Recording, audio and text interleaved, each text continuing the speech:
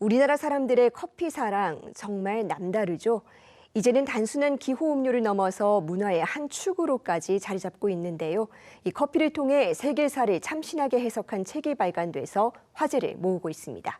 저자인 이길상 한국학중앙연구원 교수와 이야기 나눠보겠습니다. 교수님 어서 오세요. 네, 안녕하세요. 예, 먼저 저희 시청자들께 인사 부탁드리겠습니다. 네, 안녕하세요. 저는 교육학 교수 이길상입니다.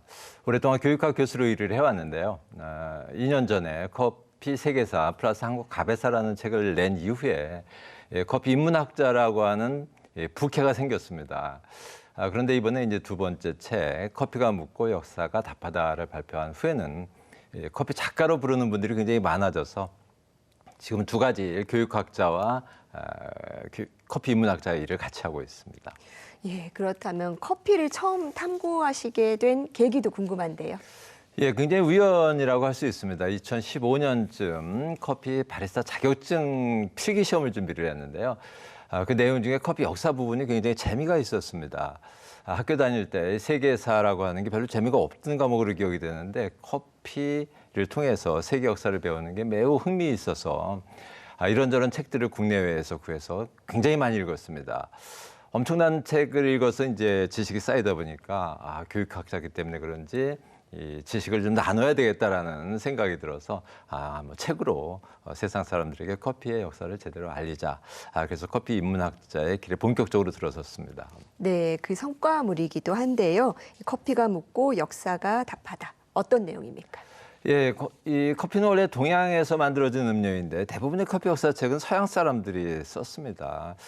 그러다 보니까 커피 역사에 등장하는 서양인들은 대부분 다 똑똑하거나 지혜롭고 멋있고 용기 있는 사람들인데 비서구인들은 의외로 무식하거나 좀 로맨틱하지 않고 폭력적인 이미지 이런 이미지로 많이 그려졌습니다.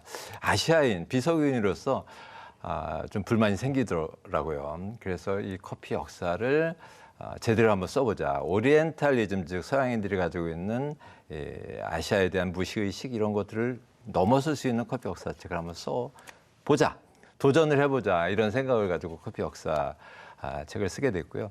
이 책의 내용은 스토리나 에피소드 중심으로 커피의 역사를 통해서 커피도 배우고 세계사도 같이 배우는 내용입니다. 그러니까 커피 나무의 등장으로부터 최근 세계 여러 나라의 커피 문화에 이르기까지 다양한 이야기들을 재밌고 쉽게 썼습니다. 네, 교수님 글에 따르면 한국 커피 역사가 무려 160년이나 된다고 합니다. 그렇다면 한국에서 처음으로 커피를 접한 사람은 누구였을까요? 예, 생각보다 오래전이죠. 네. 처음 커피를 마신 사람은 아쉽게도 한국뿐이 아니라 서양 사람이었습니다. 네. 프랑스 파리 의방전교회 소속의 그 베르네라고 하는 신부님인데요.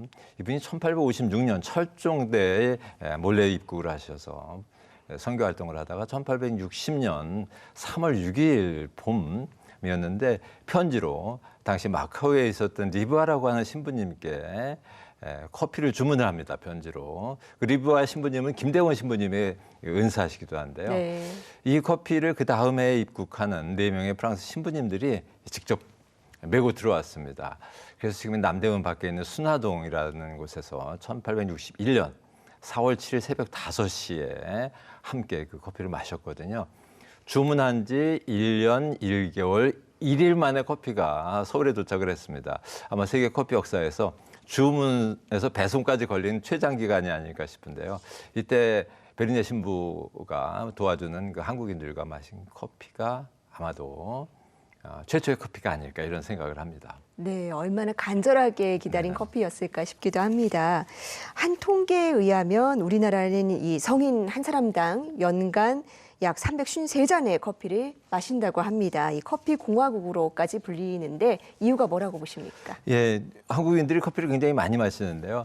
그 이유는 아마 한국의 그 주거 환경 때문에 그럴 것 같습니다. 서양인들은 가족 단위로 집에 초청을 해서 아이들이든 어른이든 지인들과 대화를 나누는 게 어렵지 않습니다.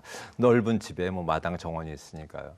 그런데 한국은 이제 아파트 문화가 발달하다 보니까 비밀스럽게 친구와 집에 초청해서 대화를 한다든지 이러기가 어렵습니다. 그러다 보니까 집 주변에 편안하게 대화할 수 있는 공간이 필요하고 이런 것이 이제 카페, 과거의 다방의 기능이었었죠.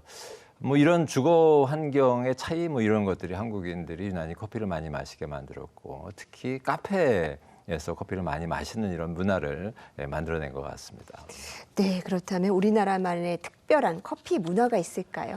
예, 많죠. 한국 커피 문화가 많은데 그중에 아마 첫 번째는 그 이색 카페가 많다는 것도 특징 중에 하나일 겁니다. 네. 뭐 주변에서 많이 볼 수 있는 스타디 카페나 키즈 카페도 독특한데요. 그거 이외에도 굉장히 많은 카페들이 있습니다. 아시는 동물 카페도 있고요. 최근에는 네. 암흑 카페라는 것도 생겼고, 뭐 조교 카페, 뭐 예약 카페 등등 다양한 커피 전문점들이 생겼어요. 무엇보다도 중요한 것은 한국 커피의 다양성, 카페의 다양성입니다.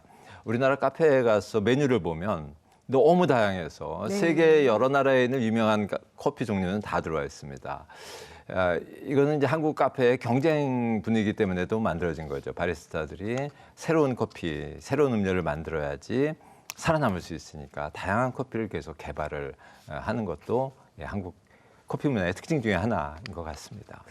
예, 그런데요, 이 소비자가 커피 한 잔을 마시면서 내는 돈에서 정작 이 커피 농부들에게 돌아가는 수익이 10%가 네. 되지 않는다고 합니다. 그래서 최근에 이 공정무역이라는 개념이 또 이슈인데 여기에 대한 교수님 생각도 궁금합니다. 예, 커피가 인류의 대중음료가 된 이후에 몇백 년 동안 지속적으로 변하지 않는 것 중에 하나는 이 커피 한 잔 가격이 커피 농장에서 일하는 노동자들의 하루 임금하고 비슷합니다.